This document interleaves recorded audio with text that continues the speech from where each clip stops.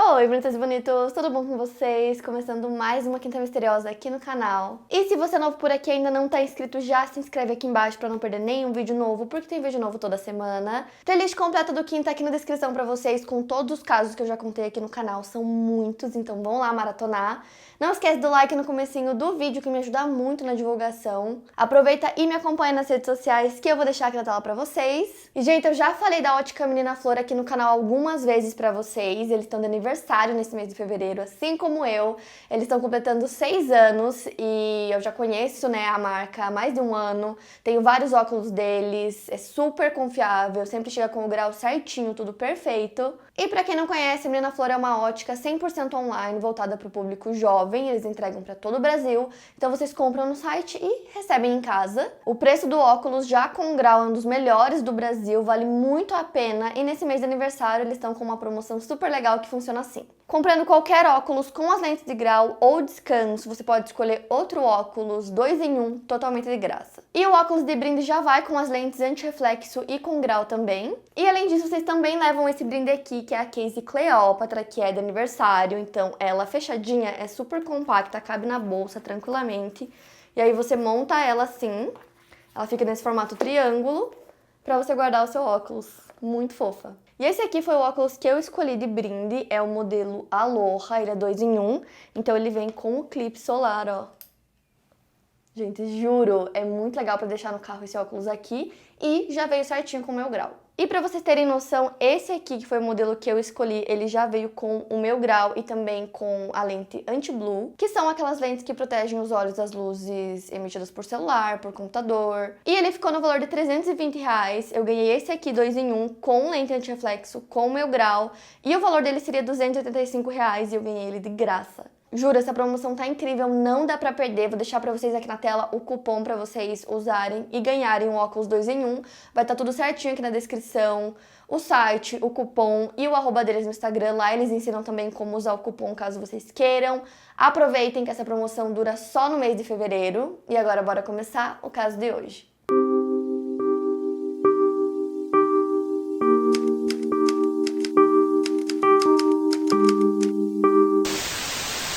Joshua Shinney Gimel nasceu no dia 18 de junho de 1982 em Maple Lake, no estado norte-americano de Minnesota. Josh, como é conhecido e chamado pelas pessoas mais próximas, era o único filho de Lisa e Brian. No ano 2000, o Josh se formou no ensino médio na Maple Lake High School e na formatura ele foi o orador e sua mãe se lembra dele preparando seu discurso com muita dedicação. Além disso, ele também era presidente da turma. O Josh namorava a Kate Benson, que foi tesoureira da turma do último ano. Os dois cresceram juntos e resolveram namorar quando já estavam no ensino médio. O Josh foi descrito como sendo um jovem atlético, bonito, muito inteligente, extrovertido, com muito senso de humor. A Kate disse que muita gente não via esse lado dele, pois ele passava uma impressão de ser muito sério e estudioso. Isso porque ele tinha grandes ambições para sua vida. Ele foi eleito como o mais provável em ser bem-sucedido pela sua turma no último ano. Ele queria ser advogado e seu pai conta que desde criança ele já se comunicava de maneira muito questionadora. A Kate diz que o Josh queria se candidatar à presidência dos Estados Unidos assim que ele completasse 35 anos. Ele tinha um plano de carreira, ele queria ir para a faculdade de Direito depois de se formar na universidade.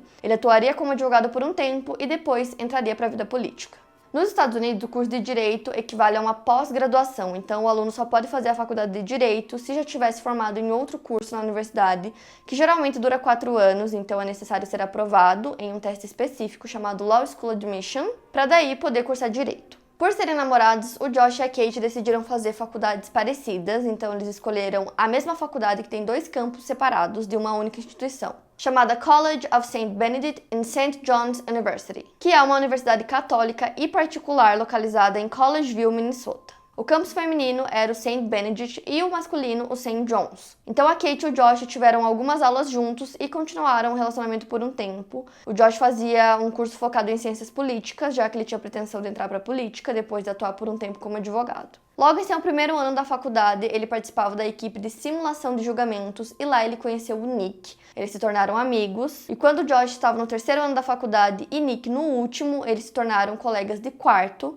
morando na St. Mar House, dentro do campus de St. John's. No início de novembro de 2002, o Josh esteve em uma simulação de julgamento no Macalester College e o seu pai compareceu para assisti-lo e o Josh ganhou vários prêmios. E aí, no dia 9 de novembro de 2002, o Josh e o colega de quarto dele, o Nick, fizeram um brunch juntos. E durante esse brunch, a Kate apareceu e convidou eles para irem até o quarto dela mais tarde, para que eles passassem um tempo juntos lá. Nessa época, o Josh e a Kate já não estavam mais juntos, já tinham alguns meses que eles tinham terminado, eles ficaram 4 anos e meio juntos, terminaram, mas continuaram amigos. Depois disso, a Kate e o Nick acabaram se aproximando, eles tinham um interesse em ficar juntos, em ter uma relação, conversaram até com o Josh sobre isso, ele falou que por ele estava tudo bem, que ele não se importava, então eles tiveram um breve relacionamento que não durou. Então, naquele dia, pro Nick estava certo que mais tarde eles iriam pro apartamento da Kate, mas o Josh acabou recebendo outro convite de outros amigos para ir jogar poker no apartamento do Nate. Então o Nick e o Josh jantaram juntos por volta das 6h30, 7 horas da noite. Depois disso, o Nick sai do apartamento dos dois e vai pro apartamento da Kate. E nisso, o Josh fica lá no apartamento jogando videogame com outro amigo deles, chamado Alex. E aí, beleza, depois disso, o Nick volta pro apartamento deles na madrugada do dia seguinte, depois das 2 horas da manhã. Ele chega e o Josh não estava lá, então ele imaginou que ele ainda estivesse na festa. Então o Nick vai dormir e ele acorda pela manhã e percebe que o Josh ainda não tinha voltado. Ele começou a achar muito esquisito, porque ele não costumava passar a noite fora. Então ele decidiu checar o computador do Nick no aplicativo de mensagens para ver qual a última vez que ele tinha entrado, e a última vez que ele tinha entrado já faziam 12 horas. Então ele resolve mandar mensagem pro Alex e pro Greg, dois amigos deles, que estavam com o Josh no dia anterior, e perguntar do amigo, então eles responderam que não sabiam onde ele estava. Naquela mesma tarde, por volta das 2 ou 3 da tarde, o Nick liga pra Kate perguntando se ela sabe onde o Josh estava, porque ele tinha faltado uma simulação de julgamento, uma coisa que ele nunca fazia. O Josh era completamente comprometido com os estudos, então ele nunca faltava a nenhum compromisso da faculdade, e a Kate começou a achar muito estranho porque ela sabia que tinha alguma coisa errada. Os colegas do Josh que estavam na mesma festa que ele disseram que lembram de ter visto ele, que ele estava lá, mas que por volta da meia-noite ele já tinha ido embora e que eles nem viram ele sair. As autoridades da universidade foram avisadas, então tudo isso no dia seguinte, no domingo. E aí, às 10h30, o presidente dos estudantes liga para a mãe do Josh dizendo que eles precisavam relatar o desaparecimento dele. O Josh vestia um moletom cinza da Gap ou da universidade, jeans azul e um relógio, e ele também tinha uma cicatriz no ombro. Então, imediatamente, quando os pais do Josh foram avisados, eles ficaram muito preocupados porque o único filho deles, de 20 anos de idade, estava desaparecido. Então, a sua mãe liga para o escritório do xerife do condado de Stearns para relatar o desaparecimento do seu filho às 11h42. O departamento realizou uma busca no apartamento em que o Josh morava com seus colegas. Essa busca inicial tinha o objetivo de averiguar se existiam sinais de luta ou qualquer tipo de atividade criminosa, bilhetes de suicídio, qualquer coisa que pudesse dar aos investigadores uma pista de onde o Josh poderia estar. O xerife Steve Soika disse que era apenas um quarto comum de uma universidade, a TV ainda estava ligada, nada parecia estar fora do comum, não havia indicações de qualquer atividade criminosa. A polícia vasculhou seus pertences pessoais que estavam no apartamento buscando algum indício de que ele planejava ficar fora por um tempo,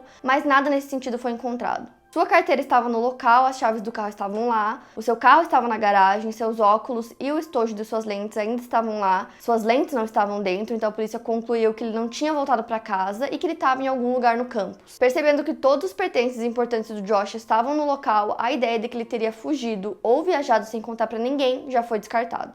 Mas em um primeiro momento a polícia não achou que algo mais grave tivesse acontecido, já que não era incomum que jovens passassem as noites fora de casa. Então a polícia começou a conversar com os colegas e amigos do Josh para mapear seus movimentos antes dele desaparecer. Então às 11 horas da noite ele estava em seu apartamento na St. Mar House com amigos. Seu prédio fica na parte mais central do campus e eles saíram do apartamento para ir jogar poker numa festa que aconteceria em outro complexo de apartamentos dentro do campus também, o Mattencourt Apartments, que ficava na fronteira norte. O trajeto a pé levava cerca de 5 minutos e passava ao lado de um dos lagos do campus, o Lago Stumpf. A polícia averiguou que o Josh usou a chave magnética dele para entrar no apartamento dele às 11h06 e eles acreditam que ele tinha esquecido alguma coisa, então ele voltou rapidamente para buscar, então poderia ser qualquer coisa, algum item pessoal, cerveja, sei lá, qualquer coisa.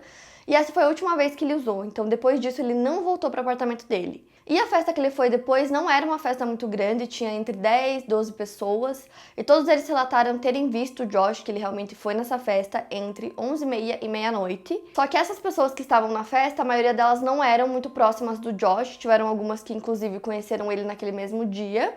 E eles relataram que ele estava normal, que ele bebeu um pouco, que ele riu, que ele jogou cartas e que não tinha nenhum comportamento estranho nele. Algumas das pessoas que estavam na festa disseram que achavam que o Josh estava bêbado, enquanto outras disseram que ele estava sóbrio o suficiente para andar e fazer coisas sozinho. Algumas pessoas perceberam que em algum momento o Josh levantou, mas eles não estavam prestando muita atenção no que ele estava fazendo. A porta de saída do local que eles estavam, do apartamento, também ficava o banheiro na mesma direção. Então, algumas pessoas acharam que ele estava apenas indo no banheiro, só que ele foi embora, depois disso ele sumiu.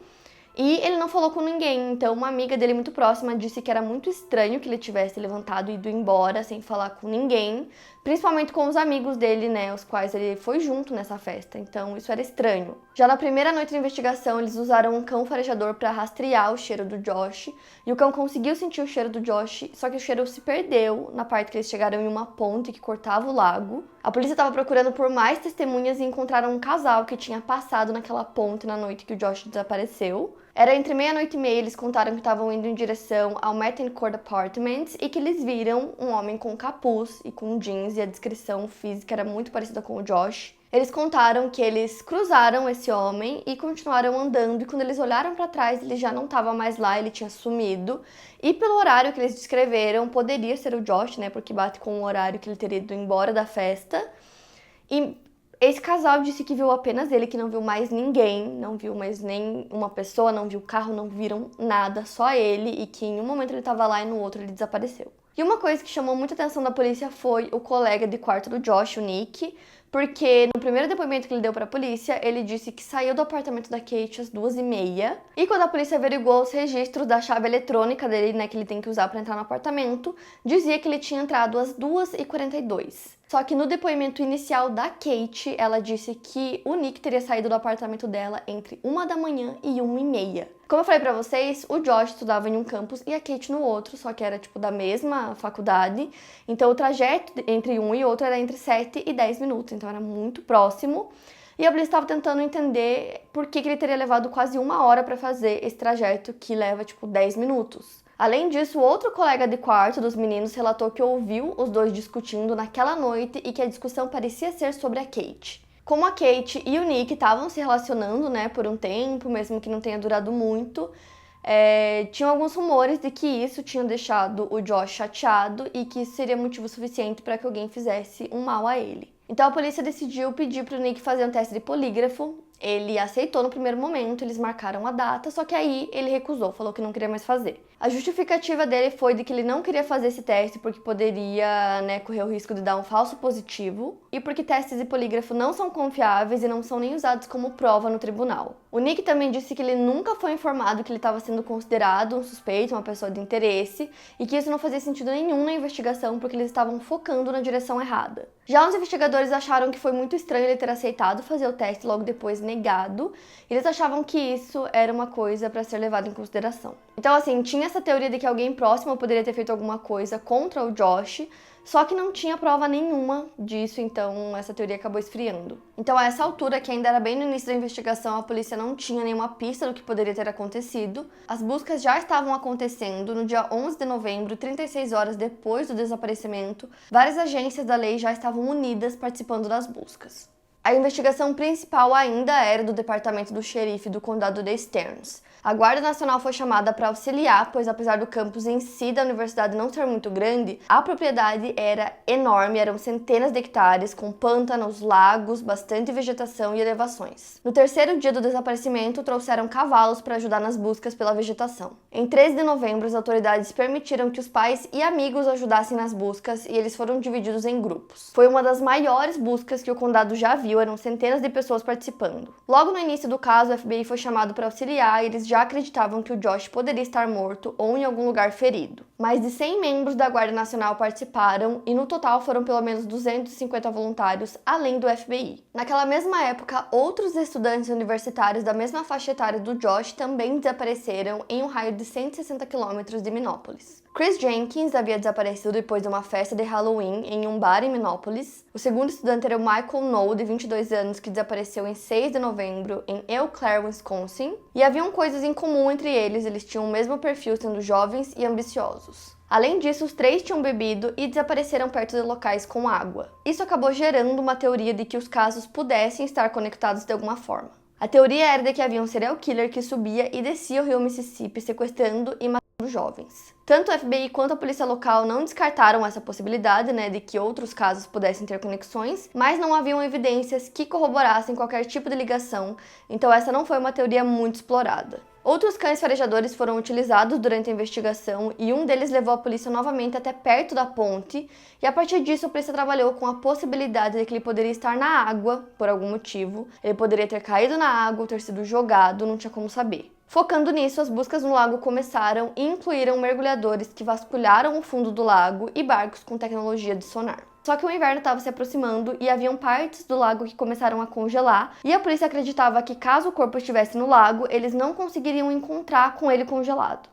Eles suspenderam as buscas no lago e retomariam na primavera quando tudo descongelasse, mas a família do Josh não ficou satisfeita com essa pausa. Além disso, haviam outras possibilidades para serem exploradas. A universidade já havia enfrentado alguns problemas em relação a acusações de abuso. Como se trata de uma universidade católica, eles têm um monastério dentro do campus, a abadia de St. John's, e alguns dos monges eram professores da universidade. As acusações de abuso estavam relacionadas aos monges entre os anos de 1981 e 1986. Haviam 4 processos civis contra monges da abadia. E antes do desaparecimento, o Nick e o Josh tiveram uma conversa sobre essas notícias de abuso que estavam ressurgindo. E o Josh estava muito curioso com tudo isso, os casos estavam acontecendo, estavam sendo denunciados e acabavam saindo nos jornais. Mas não houveram prisões e isso deixava o Josh muito revoltado, vendo todos esses casos sendo encobertos. Então existe uma teoria de que alguém ligado à abadia poderia estar relacionado ao desaparecimento do Josh. E como as buscas da polícia estavam estagnadas por um tempo, a família do Josh decidiu fazer as próprias buscas. No dia 29 de dezembro de 2002, 50 dias depois do desaparecimento, a família leva o próprio cão farejador para ajudar nas buscas. O cachorro sentiu o cheiro do Josh no apartamento e até a abadia de St. John's. Além da abadia, ele também sentiu em alguns locais mais isolados que o público não tinha acesso. E vendo tudo isso, a universidade decidiu entrar em contato com a polícia para que eles lidassem com o assunto. O Brian, pai do Josh, tinha uma teoria de que ele estava fazendo pesquisas sobre todos esses casos de abuso para um trabalho. Então a polícia começou a olhar o computador do Josh para ver se tinha alguma coisa relacionada a isso, mas eles não acharam nada. O pai do Josh pediu que as buscas continuassem dentro da abadia, mas o acesso foi negado. Só que aí, posteriormente, eles entraram em contato com a polícia, e conseguiram essa autorização para poder investigar lá na abadia.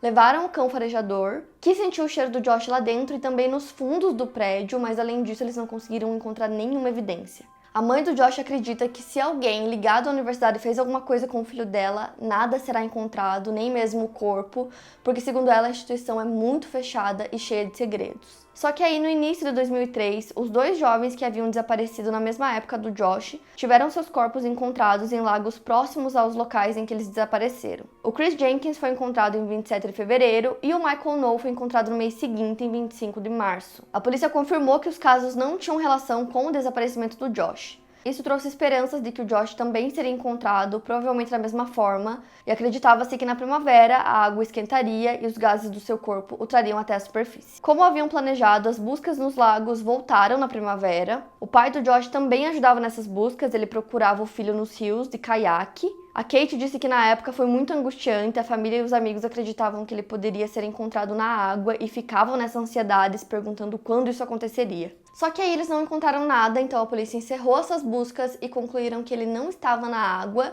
e essa era a principal teoria do caso, então com essa teoria descartada começaram a surgir outras. Uma delas era a de que o Josh tinha sido atropelado por alguma pessoa aleatória, algum estudante, alguma coisa assim, e que aí a pessoa se livrou do corpo para que ninguém descobrisse. Ou que outra coisa tinha acontecido, algum tipo de acidente, que alguma coisa aconteceu, alguma coisa deu errado, e que aí, para encobrir, deram fim no corpo dele. Também existia uma teoria de que alguma coisa tinha acontecido naquela festa, que foi o último lugar que o Josh foi visto, e que algo aconteceu lá e que eles estavam tentando encobrir isso. Só que a polícia achava muito improvável que 10, 12 pessoas conseguissem, ficar tipo assim, todo esse tempo em silêncio, se alguma coisa realmente muito grave tivesse acontecido, pelo menos alguma dessas pessoas iria falar. No início da investigação, eles não focaram muito nos itens pessoais do Josh, como, por exemplo, o computador dele. Só que aí, depois de um tempo, o pai do Josh, que estava com o computador, deu para a polícia e eles começaram a achar algumas coisas ali e perceberam que, alguns dias depois do desaparecimento, alguém tinha aberto o computador e feito uma limpa nele. Então, assim, poderia ser qualquer pessoa, porque depois que ele desapareceu, a polícia não trancou, tipo assim, o quarto, não isolou a área. Então, qualquer pessoa poderia entrar e sair do quarto quando quisesse. Então, qualquer pessoa poderia ter mexido nas coisas dele. E aí, 2 semanas depois do desaparecimento, foi quando o pai dele decidiu ir até lá no quarto e tirar todos os pertences do Josh. Já o Nick disse que ele nunca mexeu e nem quis mexer em nada do amigo, porque tinham muitos itens pessoais dele, que ele acreditava que o Nick não gostaria que mexessem ou que fossem alterados. A polícia descobriu que foi utilizado um programa para fazer essa limpa, no computador. Era um programa baixado da internet, que permitia que arquivos fossem excluídos temporariamente ou permanentemente do disco rígido. Esse programa foi usado uma única vez e o Josh não tinha costume de apagar as coisas do computador, então a polícia acreditava que isso era uma coisa para eles investigarem mais a fundo. Então, em 2008, o computador foi novamente revisado, diversas pessoas já tinham analisado o disco rígido original, mas em 2008 as tecnologias que existiam na época permitiram outras possibilidades de investigação. O disco rígido foi levado ao Bureau de Apreensão Criminal e desde então o computador tem sido a peça central da investigação. Foi descoberto que o programa de limpeza baixado no computador do Josh só apagava o histórico de navegador, cookies e coisas assim, não apagando muitos dados, então ainda havia grande parte dos arquivos e do conteúdo do computador para ser investigado. Eles checaram o e-mail do Josh, mas não tinha nada demais, só que teve uma coisa que despertou o interesse dos investigadores. O Josh passava muito tempo em um site chamado Yahoo Personals, que era um serviço de encontros online da época. Ao todo foram identificados 3 perfis diferentes usados por ele. O primeiro tinha o seu nome e o código postal de onde ele morava, e os outros 2 perfis eram femininos, usados para conversar com homens nos quais o Josh se apresentava como mulher. Aquilo não parecia ser algo que o Josh compartilhava com seus amigos. A polícia teorizou que aquilo poderia ser uma forma do Josh estar explorando sua sexualidade. Então, a partir dessa descoberta, surgiu uma nova teoria de que ele estava conversando com alguém e que ele marcou um encontro com essa pessoa e por isso que ele levantou da festa e saiu sem falar nada pra ninguém, porque ninguém sabia que ele iria sair nesse encontro.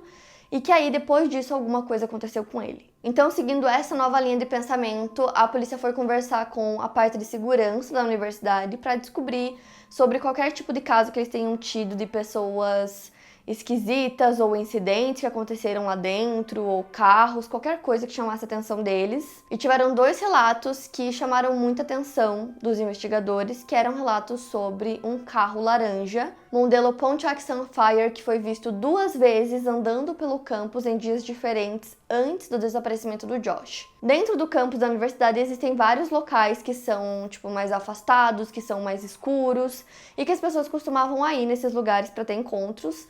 E esse carro específico foi visto próximo desses locais mais afastados e mais escuros. Quem fez esses relatos foram os seguranças da universidade. Eles contaram que teve uma vez que eles viram esse carro laranja, eles se aproximaram.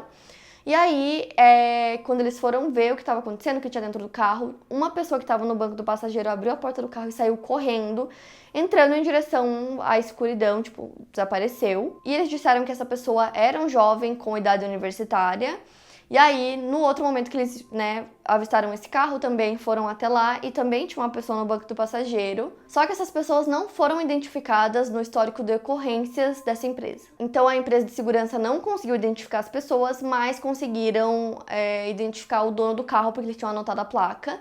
Então, entram em contato com ele e ele disse que apenas estava deixando uma pessoa lá na universidade, nada demais. A polícia também entra em contato e ele dá a mesma justificativa, que estava lá dentro apenas deixando uma pessoa. A essa altura, a polícia também queria conseguir revistar esse veículo, só que não tinha como porque ele tinha sido esmagado. Outra coisa que a polícia também queria era conversar com aquela pessoa que foi vista no banco do passageiro desse carro para tentar entender quem era aquela pessoa que estava dirigindo, que tipo de encontros eles tinham, se ele realmente só deixava os alunos lá.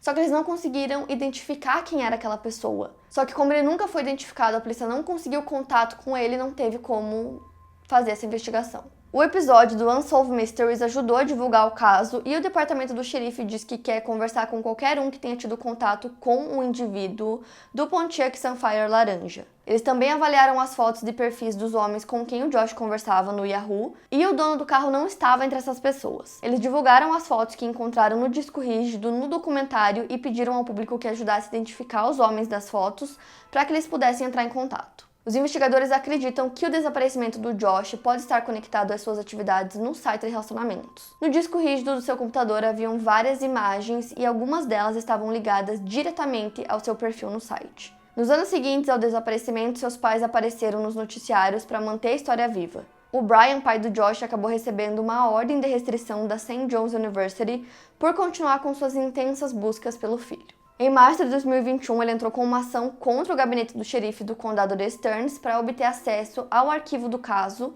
do desaparecimento do seu filho. O caso permanece ativo, com os policiais buscando sempre por respostas do que pode ter acontecido com o Josh.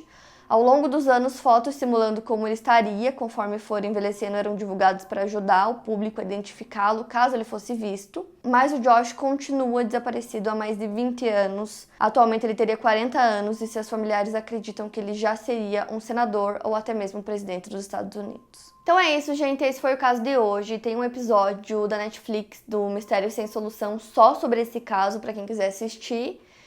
E é isso, permanece sem solução. Quero muito saber o que vocês acham, então me conta aqui nos comentários.